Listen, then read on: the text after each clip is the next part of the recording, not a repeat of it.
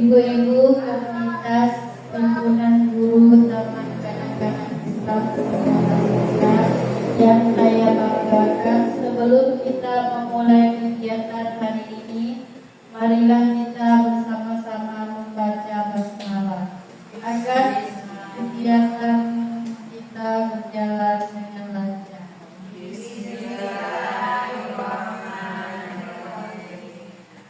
Baiklah, kegiatan hari ini yaitu diseminasi budaya positif yang akan disampaikan oleh Ibu Endang Ratnawati SPD. Namun sebelum kita masuk pada kegiatan inti, marilah bersama-sama kita dengarkan sambutan dari Ketua Komunitas HGTKI Sekota Sintang kepada Ibu Wirdania SPD AUD. Terima kasih Ibu Sari. Assalamualaikum warahmatullahi wabarakatuh.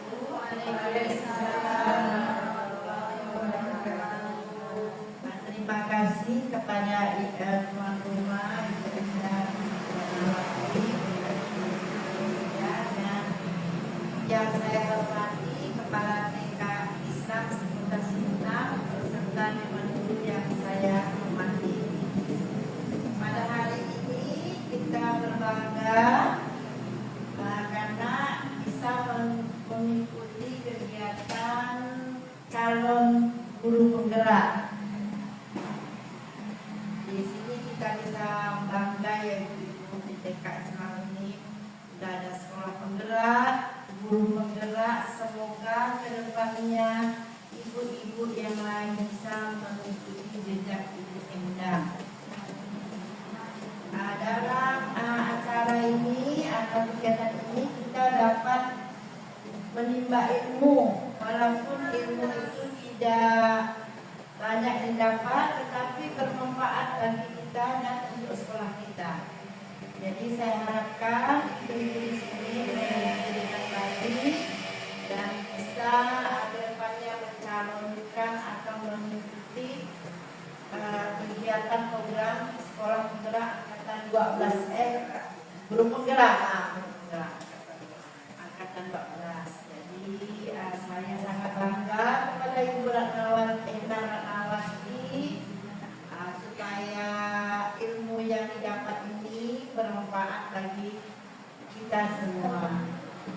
Jadi sukses selalu sekali lagi saya ucapkan. Sekian. Wassalamualaikum warahmatullahi wabarakatuh. Waalaikumsalam. Baik, terima kasih kepada Ibu Wirdania. Selanjutnya kita masuk pada acara inti, yaitu pemaparan materi diseminasi budaya positif yang akan disampaikan oleh Ibu Endang Ratnawati SPD.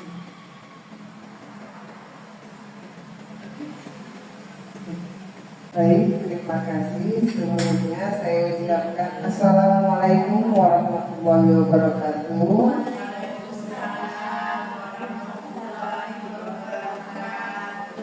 Terima kasih kepada ibu-ibu semua yang sudah menyempatkan diri hadir pada acara pemaparan mengenai aksi nyata saya di modul 1.4.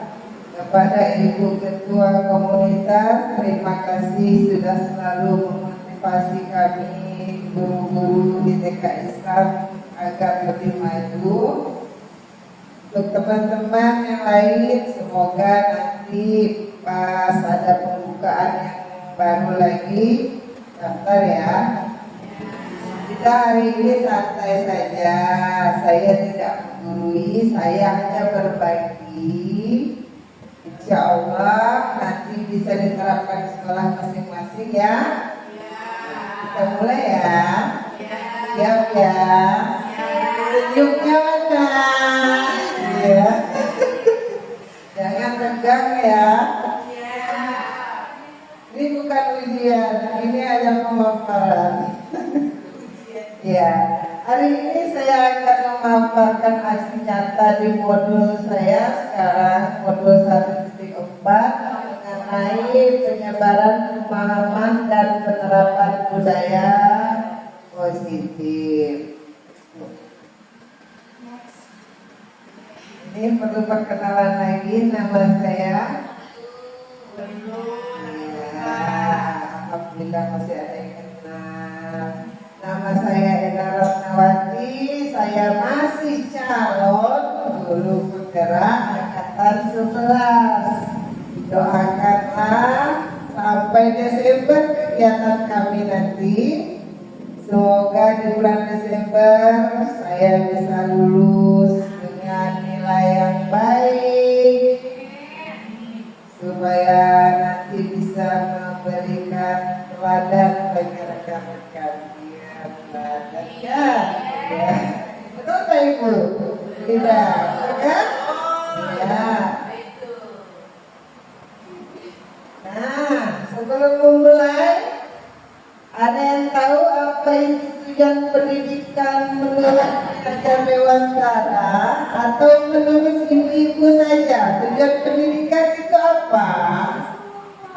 Sebagai seorang guru mendidik di sekolah pun tujuannya apa? Mencerdaskan bangsa. Apalagi yang mau diharapkan dari pendidikan?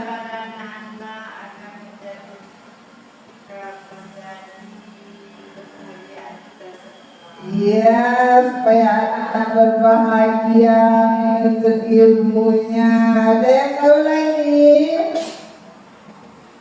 Ya, selanjutnya yang tahu budaya positif. Apa budaya positif?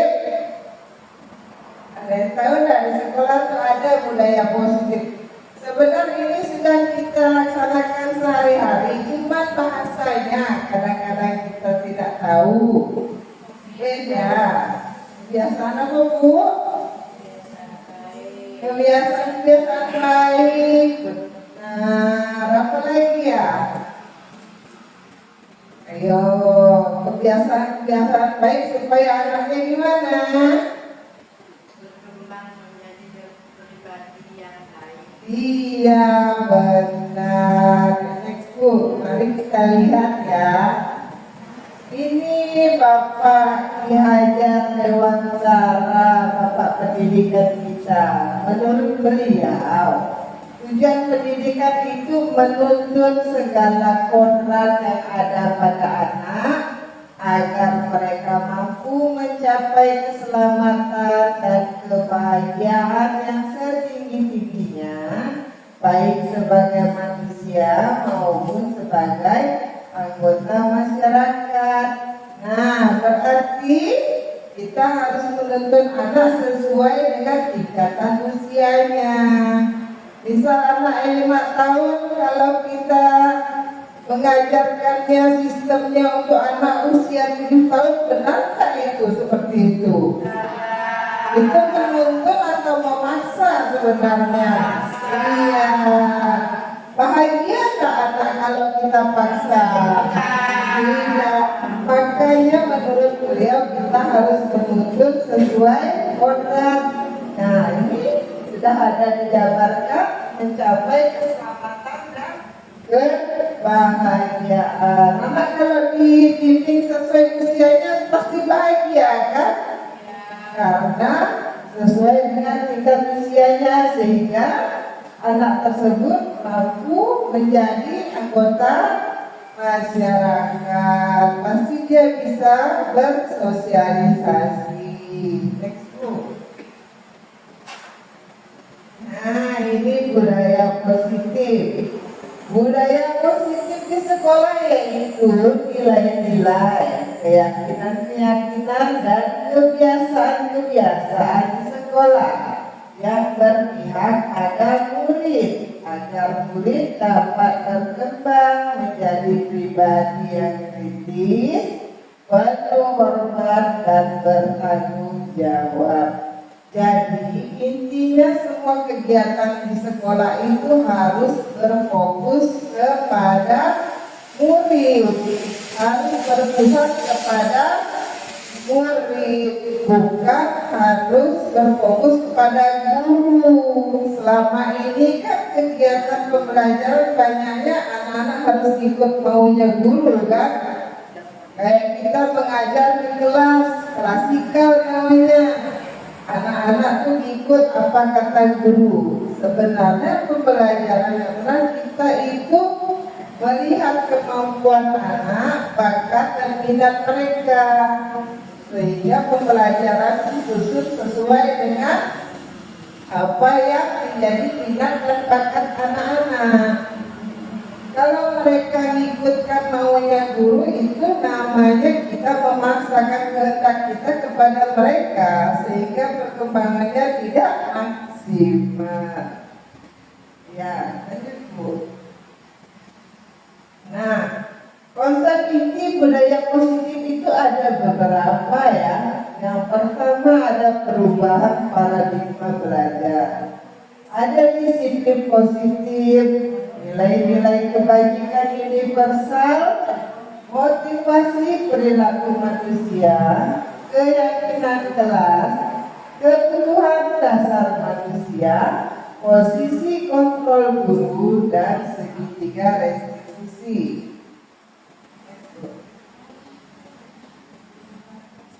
Nah, perubahan paradigma belajar. Pembelajaran dengan paradigma baru merupakan pembelajaran yang dirancang berdasarkan prinsip pembelajaran berdiferensiasi. Nah, ini ada berdiferensiasi sehingga setiap siswa dapat belajar sesuai dengan kebutuhannya. Nah, udah jelas nih, berdiferensiasi berarti sesuai kebutuhannya berdasarkan tahap perkembangan sesuai teori psikologi modern untuk mewujudkan profil pelajar Pancasila. Nah, di sini dijelaskan kembali pembelajaran itu berdiferensiasi. Nah, berbeda-beda, tetapi kalau kita di dalam satu kelas tidak mungkin kan misal anaknya 15 pembelajarannya sesuai dengan 15 anak, bisa gempor gurunya kalau ikutkan itu. Nah, nanti pada saat pembelajaran berdiferensiasi ini kita sesuaikan kebutuhan anak yang mendekati, kita buat menjadi beberapa kelompok. Jadi pembelajarannya melalui kelompok, bukan berarti misalnya Bu Sinta tuh sukanya menyanyi, Bu Putri sukanya menggambar. Di kelas itu ada 30 anak, perbedaan semua. Macam mana lah kita guru bisa ikut semua? Kan tak mungkin. Berarti kita kelompokkan yang sesuai, yang mirip-mirip itu kemampuannya yang sama, kita jadikan satu kelompok. Kalau harus satu-satu, tidak selesai-selesai kita sekolah.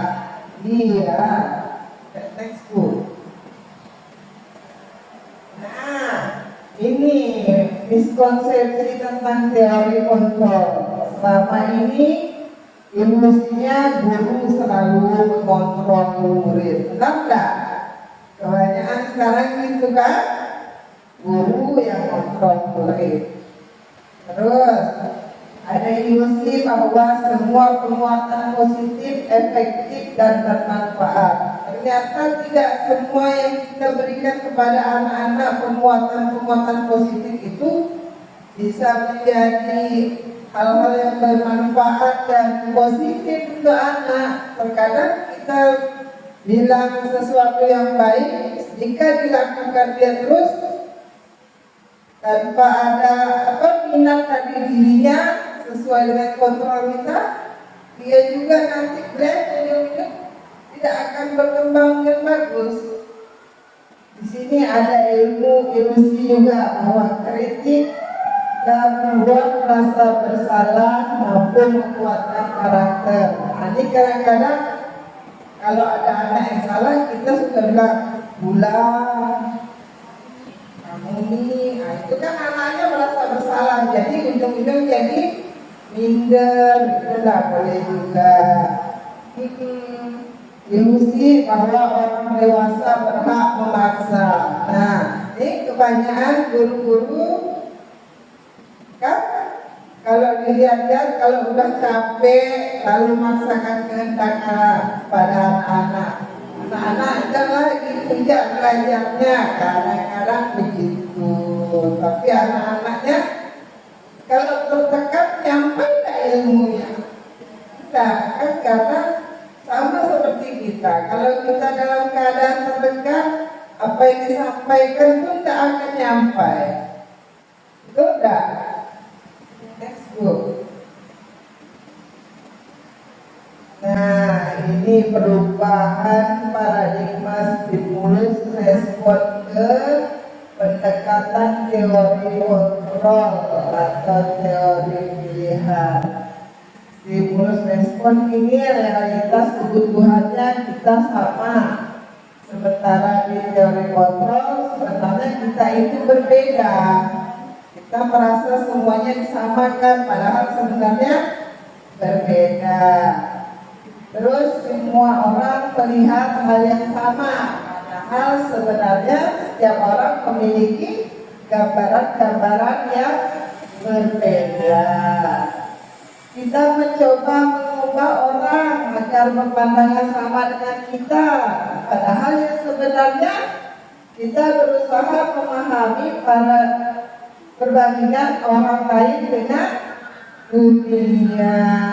Pandangan orang lain tentang dunia itu kan berbeda, tidak harus sama seperti apa yang kita lihat.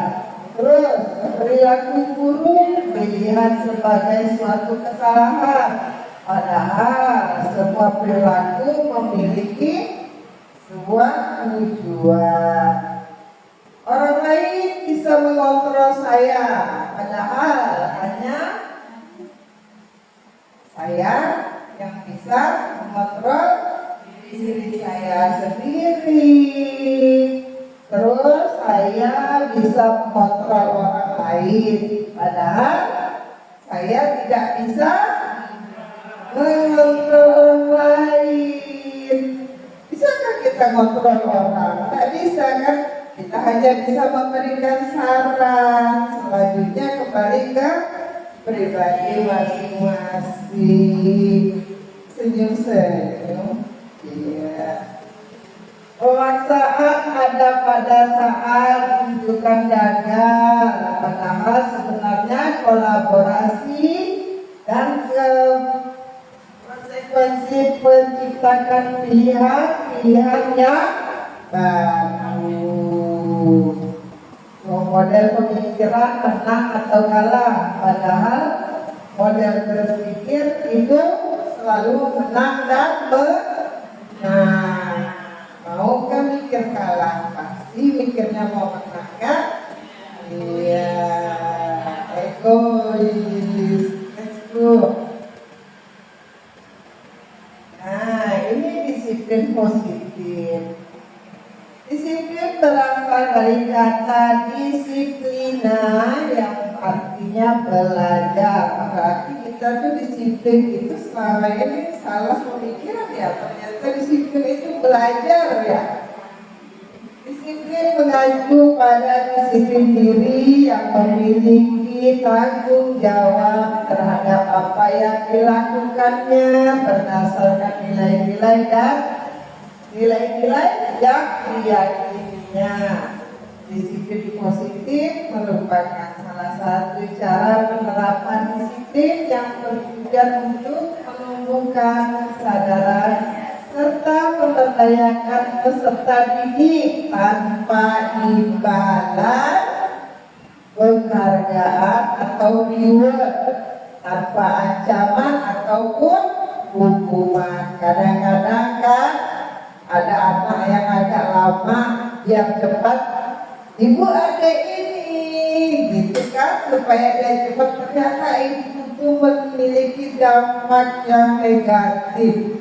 Karena apa? Dia pasti mau mengerjakan sesuatu karena mikir dapat hadiah nih katanya begitu.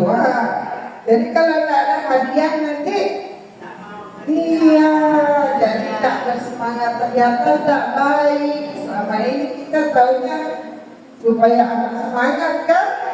Nah, diancam juga tidak boleh anak-anak itu atau dihukum. Kalau tak selesai awasnya tak boleh balik. Jadi kalau tak selesai lama balik, bu, hati-hati bahasa kita sekarang kan. Sebagai pendidikan tujuan kita yaitu menciptakan peserta didik yang memiliki disiplin diri sehingga mereka berperilaku mengacu kepada nilai-nilai kebaikan universal dan memiliki motivasi intrinsik dalam perubahan perilaku ke arah yang lebih baik. Kalau gurunya sudah seperti itu, anaknya nyontoh enggak tuh kira-kira? Nyontoh, besoknya main sama kawannya kan? Awas saya, kalau tak kasih aku, kata dia. Pasti gitu kan? Anak TK itu sistem pendidikannya gimana? Pasti melihat dan mencontoh kan? Setiap gerak-gerik gurunya pasti diikuti. Itulah yang dilakukan mereka. Jangankan gerak-gerik omongan gurunya diikutkan. Guru kemarin ngomongnya seperti itu. Nah, makanya harus memberikan kebiasaan yang baik. Next, Bu. Apa, Bu? Iya, benar, ada pepatah yang mengatakan guru kencing berdiri, murid kencing berlari. Artinya anak itu lebih terdepan dari kita. Kita mencontohkan sesuatu yang sedikit, dia bisa menambahkan menjadi sesuatu yang luar biasa. Itulah dia. Kadang yang kita contohkan hal-hal hanya sepele menurut kita. Ternyata sampai di anak bisa berkembang menjadi sesuatu, alhamdulillah kalau positif. Takutnya menjadi hal yang negatif. Nah, nilai kebajikan universal itu dia merupakan sifat positif manusia yang merupakan tujuan mulia yang ingin dicapai setiap individu. Nilai tersebut bersifat universal dan lintas bahasa, suku, bangsa, agama maupun latar belakang.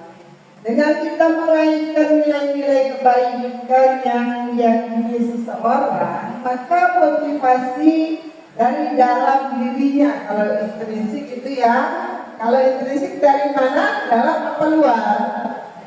Dari dalam akan terbangun, sehingga menggerakkan motivasi dari dalamnya untuk dapat mencapai tujuan mulia yang diinginkan.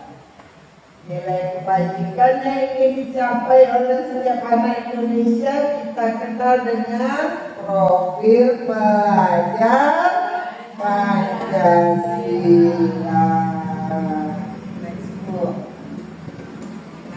Speaking dulu kita supaya tidak ngantuk. Ya, bisa Sari udah hafal nih? Ya, nah, ini ada kodenya. Contoh saya ya, saya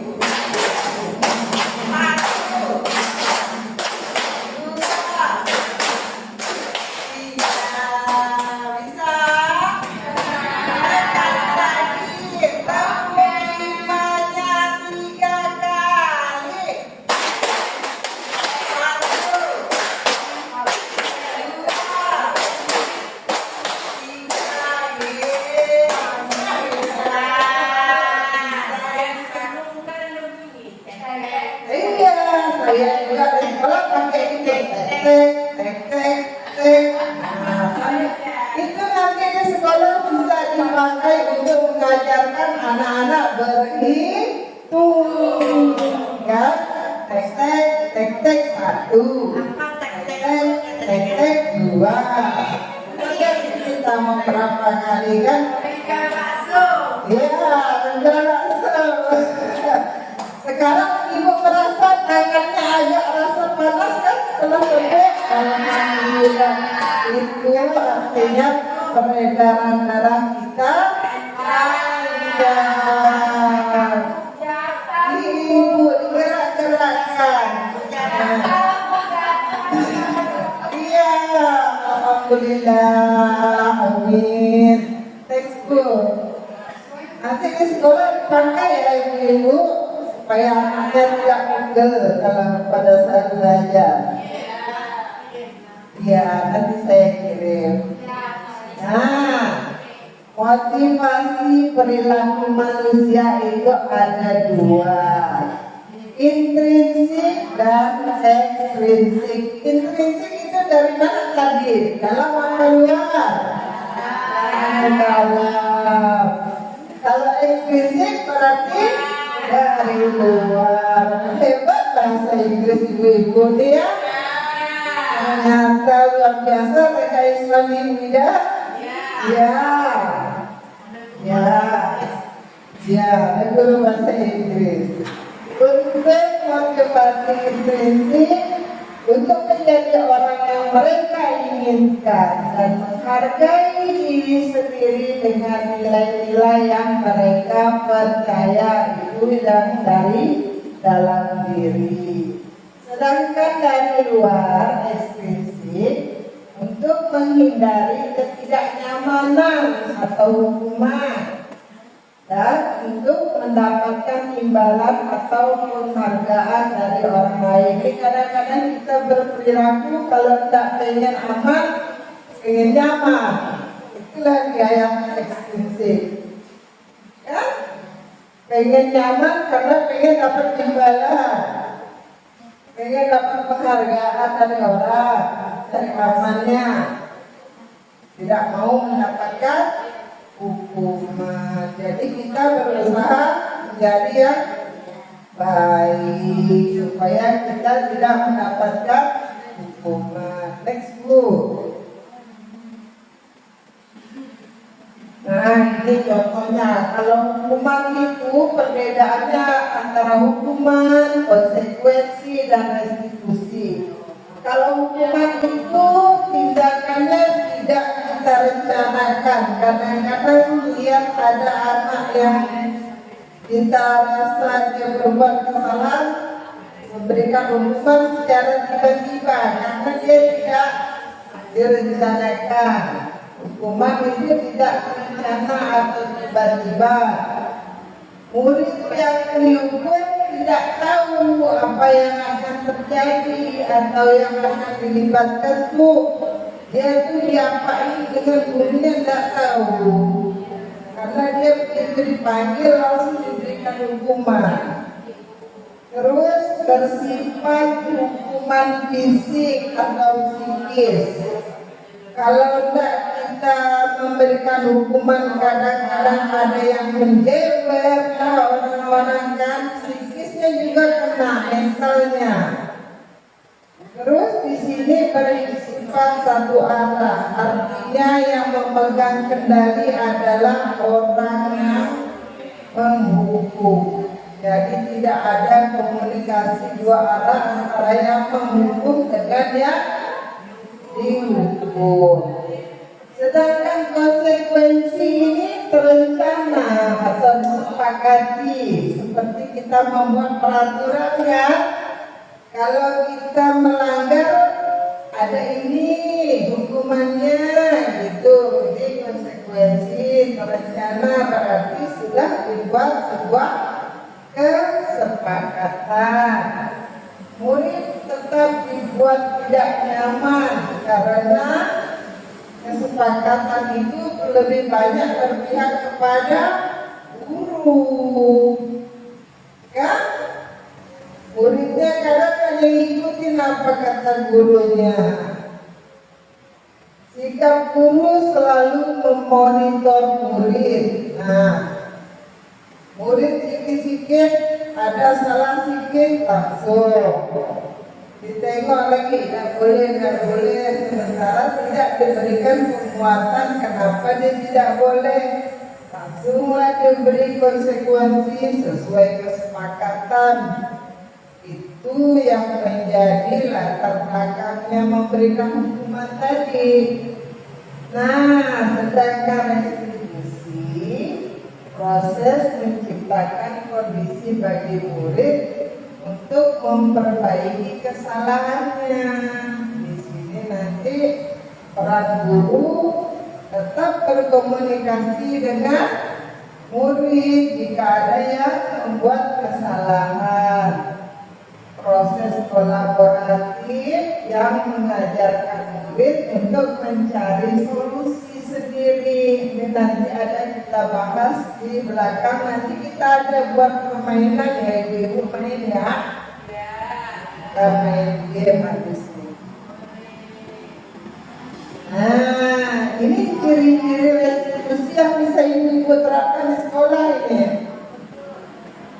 Ya, yang pertama bukan untuk menebus kesalahan, namun untuk belajar dari kesalahan. Jadi jika ada anak-anak yang berbuat salah, dia bukan harus menebus kesalahannya, tapi kita cari solusi supaya dia bisa belajar dari kesalahan yang telah diperbuatnya. Untuk memperbaiki hubungan antara sesama, misalnya ada yang kelahi kan, dua anak berebut. Nah, gimana caranya supaya mereka dua itu bisa akur lagi? Nah, di sini nanti prosesnya. Terus di sini berupa tawaran, bukan harapan. Kita menawarkan sebuah solusi, bukan kita mengharap dia langsung menjadi baik. Kita menawarkan dulu untuk perubahan dia ke depannya. Restitusi menuntut untuk melihat ke dalam diri. Nah, kita korek dia, apa yang diinginkan dia, apa yang memotivasi dia sehingga dia membuat sebuah kesalahan itu. Nah, di sini nomor 6-nya,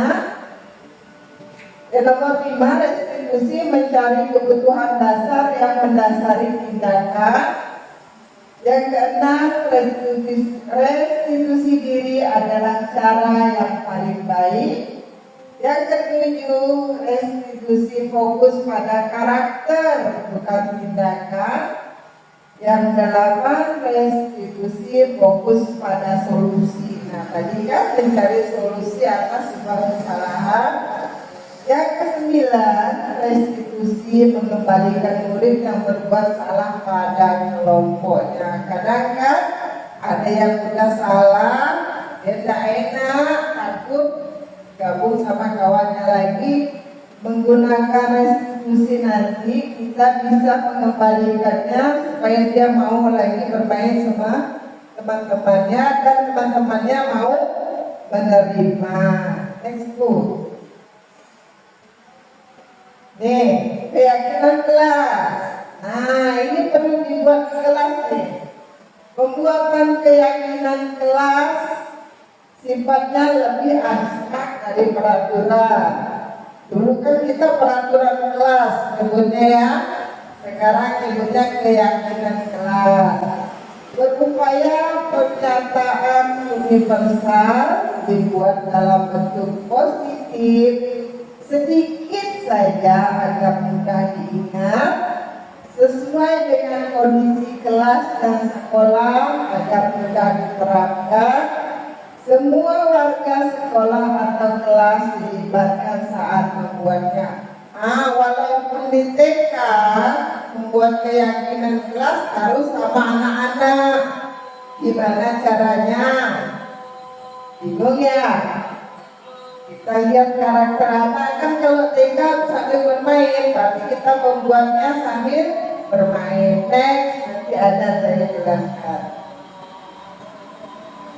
Nah, mengapa harus keyakinan kelas bukan peraturan kelas? Kalau dulu peraturan kelas kan Karena untuk mendukung motivasi intrinsik kembali ke nilai-nilai keyakinan-keyakinan lebih menggerakkan seseorang dibandingkan mengikuti serangkaian peraturan-peraturan.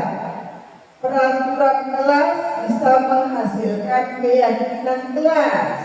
Keyakinan kelas akan menghasilkan lingkungan yang positif, dan lingkungan yang positif akan menghasilkan budaya yang positif. Jadi kenapa harus keyakinan kelas bukan kesepakatan kelas? Bingung kan kita kok harus keyakinan bukan kesepakatan? Kalau kesepakatan itu kita sepakati bersama, udah langsung kita kerjakan. Misalnya kebersihan kelas terjaga, masuk tepat waktu, anak-anak, itu namanya kesepakatan kelas. Kenapa tidak hanya kesepakatan aja dibuat harus keyakinan? Karena gini, kalau kesepakatan itu setelah dibuat, ya udah ada syukur gitu kan. Kadang-kadang tidak dilaksanakan. Tapi kalau keyakinan itu kan berarti sesuatu itu kita yakini. Oh iya, kebersihan kelas, kalau udah bersih berarti kan kelas kita tuh nanti lebih enak, lebih rapi, meyakinkan dalam diri. Seperti kita memilih sebuah agama, kita memilih, kita sepakat kita Islam, tapi kalau kita tidak yakin, gimana kita mau menjalani dengan baik? Seperti itu intinya. Kalau sudah merasa yakin, insya Allah akan berjalan dengan baik. Next book. Nah, ini contoh pembuatan keyakinan kelas. Kalau ini saya memberikan contoh di depan apa-apa saja yang menjadi keyakinan kelas. Anak-anak kita suruh pilih mau yang mana saja. Jadi kan ibu-ibu misalnya di Canva itu banyak tuh keyakinan kelas, tuh kesepakatan tuh.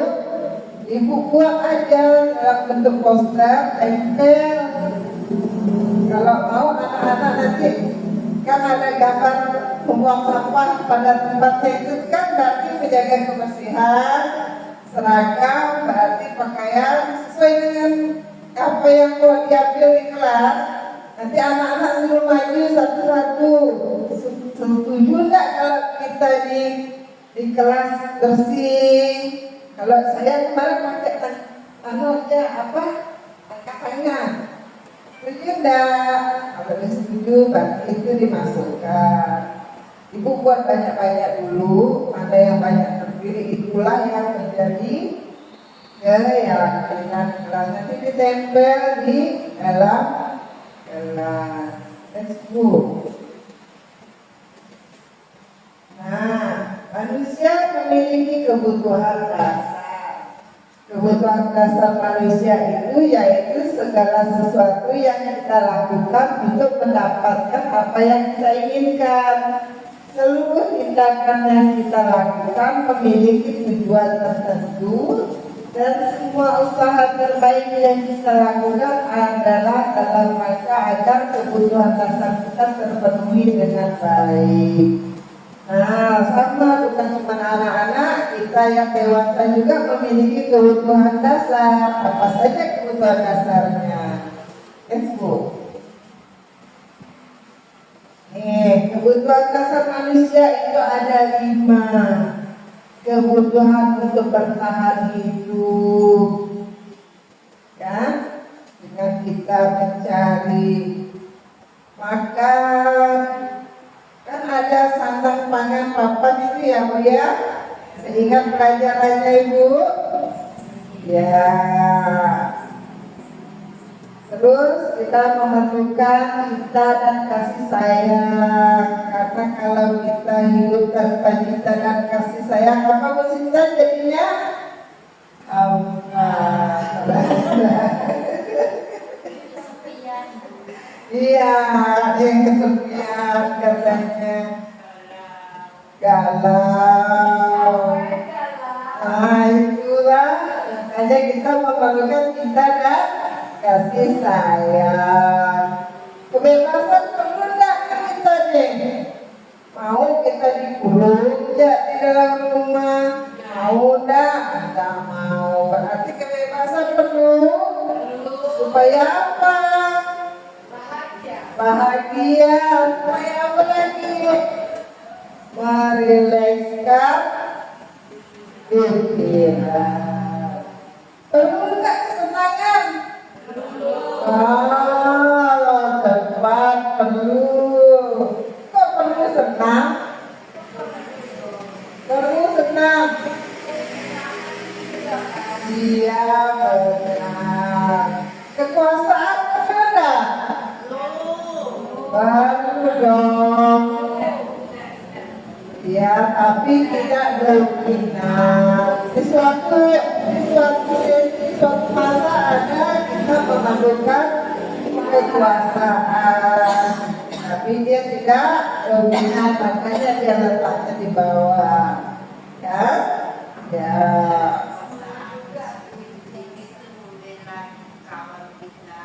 Ya, benar ini hebat. Nah,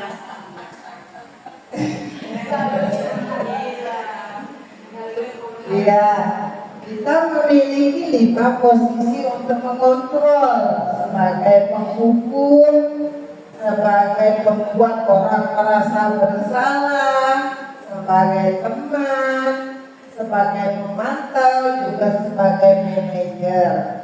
Nah, ini ibu-ibu coba didengar ya, ibu-ibu pilih. Ibu-ibu ini kira-kira masuk sebagai apa?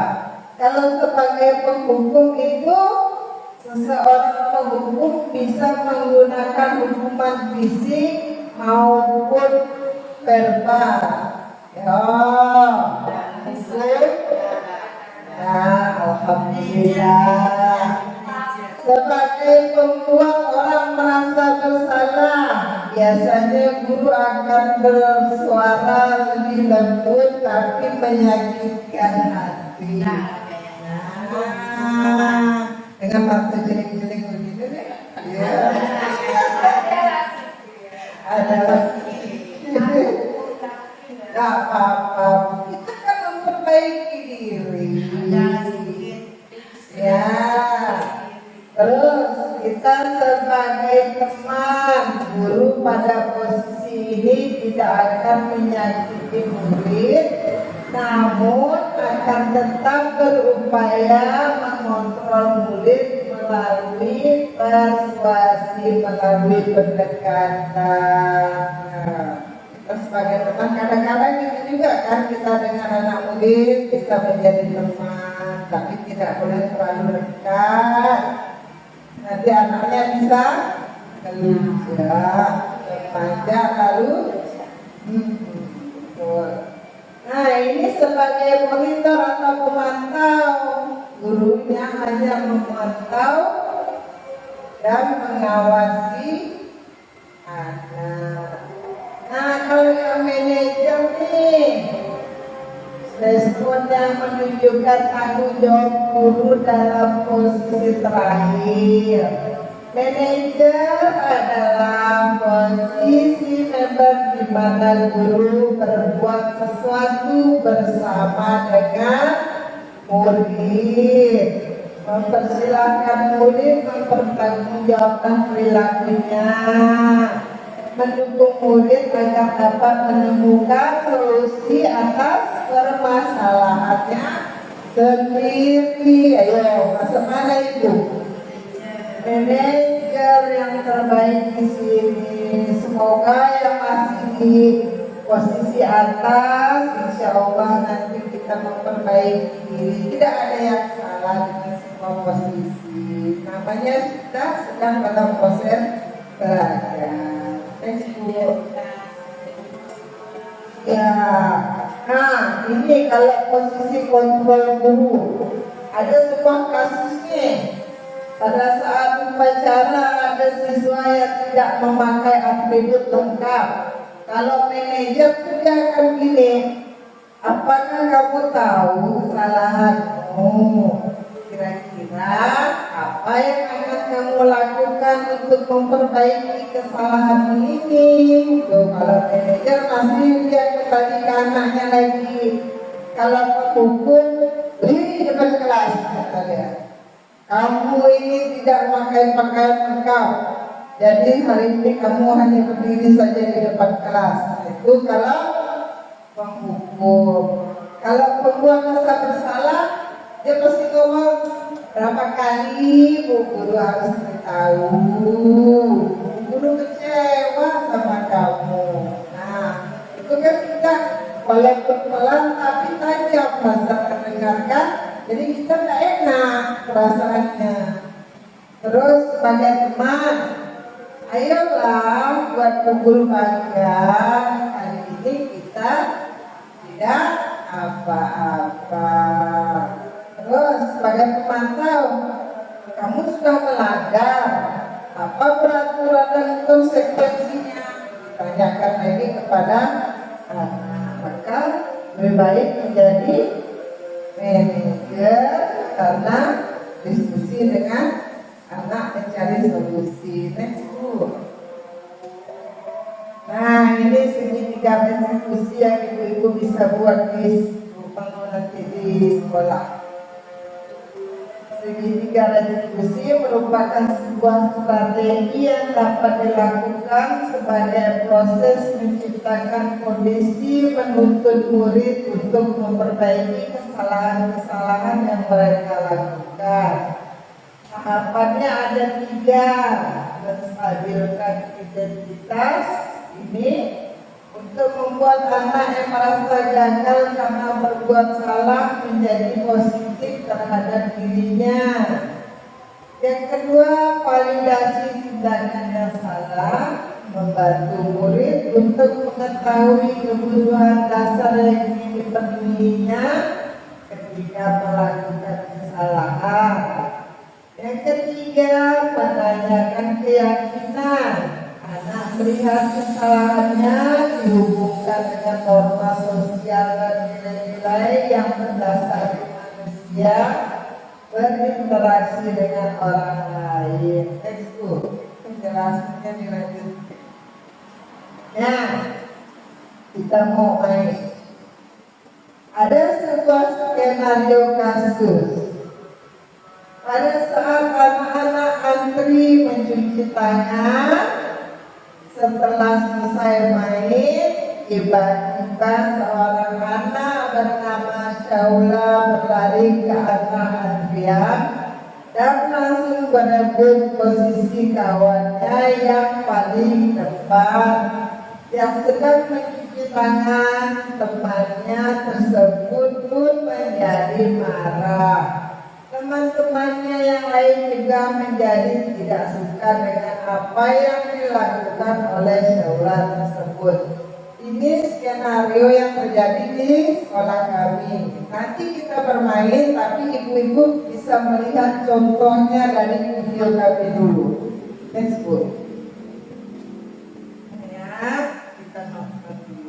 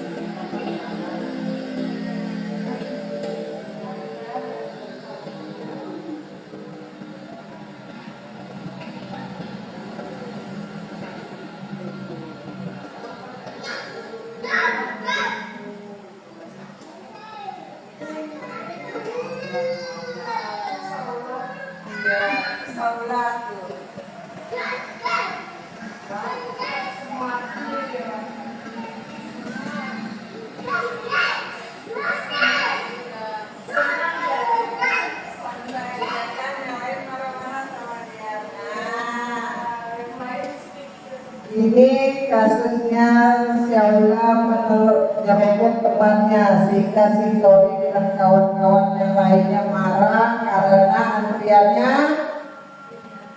diambil oleh Syaula. Bagaimana cara kita mengatasinya? Ini melalui segitiga restitusi. Let's go.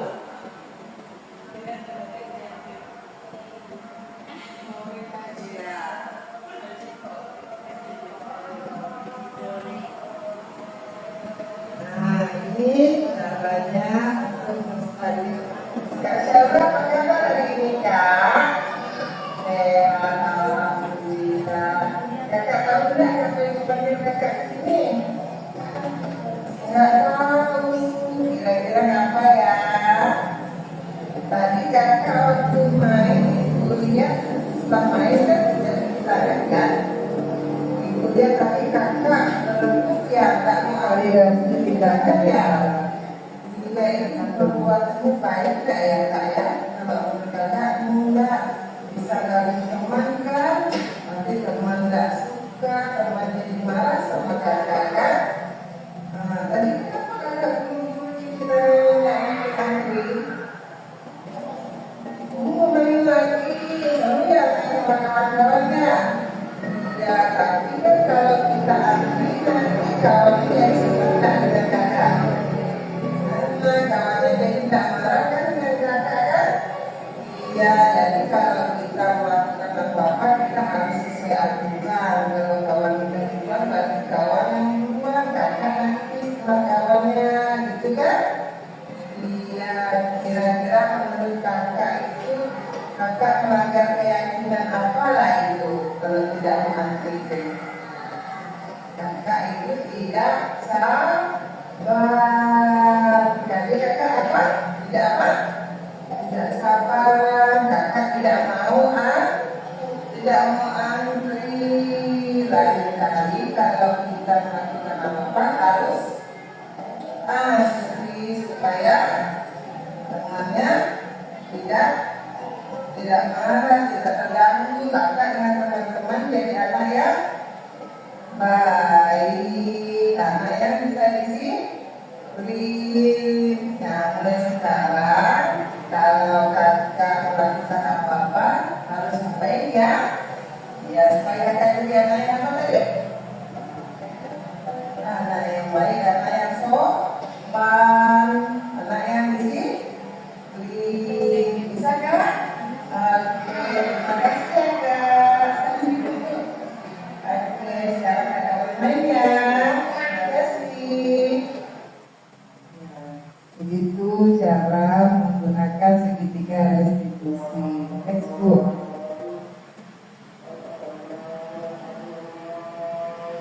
Nah, yuk kita bermain peran. Nih, kita mau bermain. Kita 3 aja ya, 3 orang aja lah. Nih. Pada saat anak-anak Eka Wadija sedang asik bermain di halaman sekolah, ternyata ada seorang anak bernama Marika membuang sampah sembarangan. Nah, siapa yang mau jadi Marika?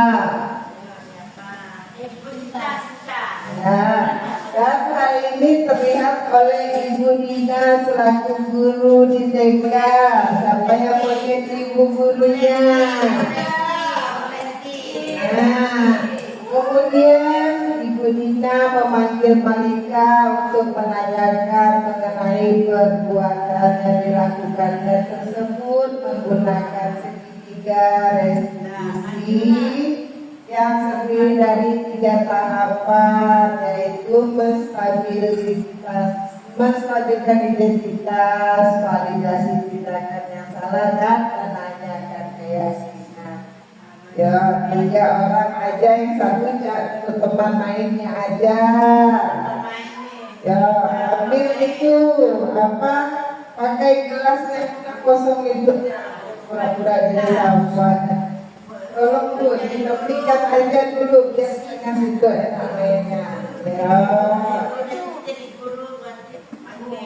Nah, kita bermain.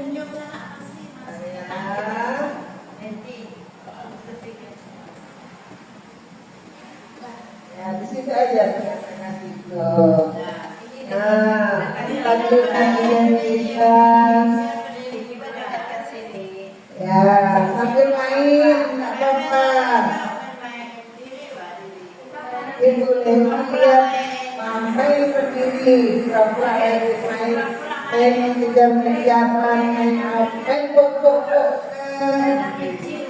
Sampahnya dipegang dulu kan nanti buang sampah. Ini Malika, ya, kita kan sebagai itu temannya Malika,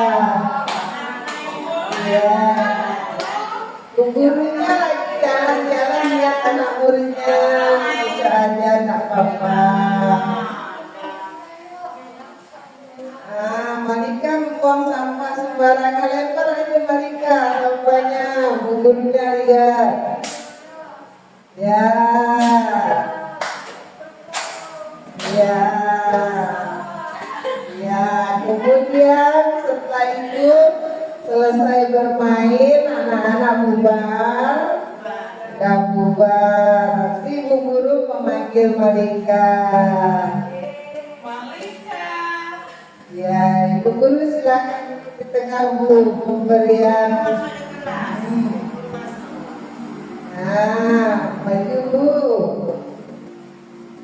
Pertama, Ibu menstabilkan identitas. Ibu membuat anak merasa gagal karena berbuat salah menjadi positif terhadap dirinya. Ibu tanya kepadanya, ini Bu yang buat sampah Bu? Ini ya, Pak Bapak.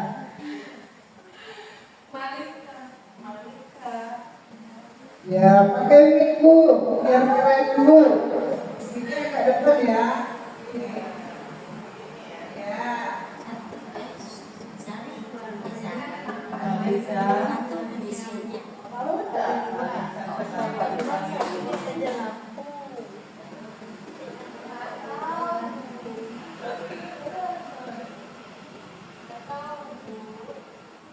Ayo, Malika tadi habis main-main ya. Baik bersama tadi.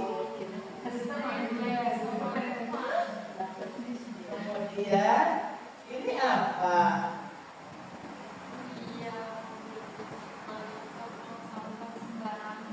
Nah, itu tidak boleh. Kenapa tidak boleh membuang sampah sembarangan? Malika tahu enggak? Apa coba kira-kira?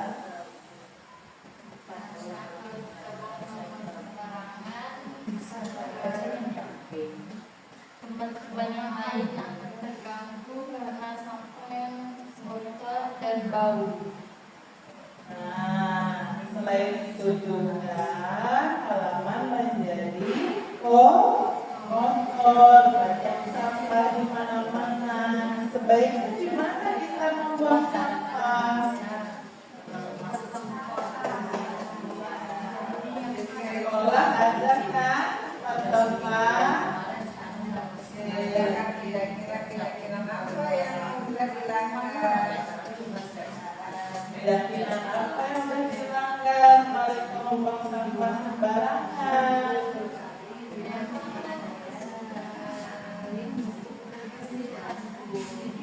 Nah, lain kali tidak boleh. Kita harus menjaga kebersihan sekolah supaya sekolah kita menjadi bersih dan sehat.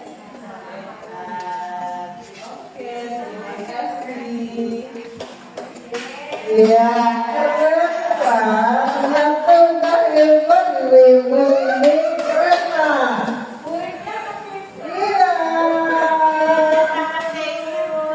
Anak TK sekarang kan memang keren-keren. Ternyata ibu sudah bisa semua menerapkan restitusi di sekolah. Nanti kalau terjadi ada kasus di sekolahan berarti sudah aman, ini sudah bisa menggunakan 3 tahap apa saja tadi: menstabilkan identitas, validasi tindakan yang salah, dan menanyakan keyakinan. Untuk menanyakan keyakinan kita membuat apa dulu tadi sebelumnya? Membuat sebuah keyakinan kelas. Itu yang dulu kita bilang kesepakatan kelas. Yang menjaga kebersihan, menggunakan seragam sesuai hari itu dibuat menjadi keyakinan kelas. Next Bu, sampai kasus yang tadi Bu. Pakai buku. Tuh.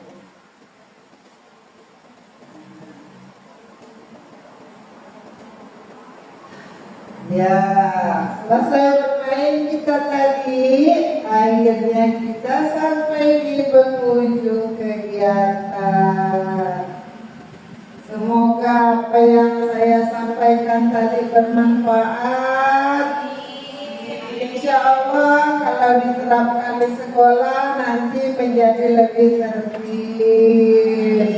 Kita dengan anak murid itu jadi sekarang sistemnya berfokus kepada anak, tidak boleh berfokus kepada guru. Ya, semoga ibu-ibu sehat selalu, maaf lahir batin atas segala kekurangan yang saya sampaikan hari ini. Terima kasih untuk kita semua. Salam dan bahagia. Wassalamualaikum warahmatullahi wabarakatuh.